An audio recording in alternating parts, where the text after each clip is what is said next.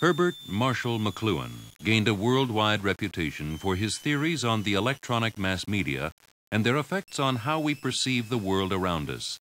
His best-selling books, Understanding Media and the Gutenberg Galaxy, published in the early 60s, established him as the leading, if controversial, philosopher of the electronic age.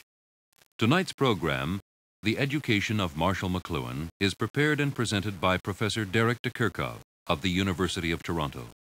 Professor de Kerkhoff is an associate of Marshall McLuhan as well as his French translator.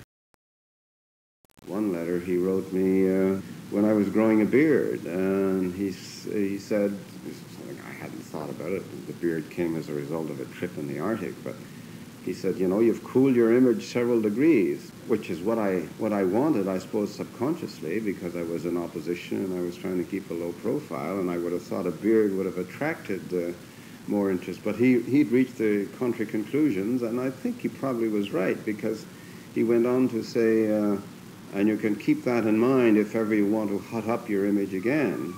And in fact, when I cut my beard off, people say, oh my gosh, Trudeau's back in politics. And, you know, this kind of thing, I was no longer retiring just because I'd cut my beard off. And he has a perception of these things, which makes, of course,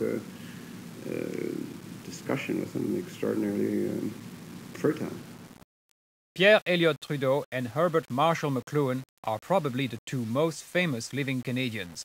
They came to international prominence in the turbulent 60s and have a lot more in common than it might seem at first glance. Both are controversial, witty, with a penchant for whimsical spontaneity, and both have reached their respective positions of eminence by flying in the face of accepted wisdom. It is not surprising that when they met, they became friends.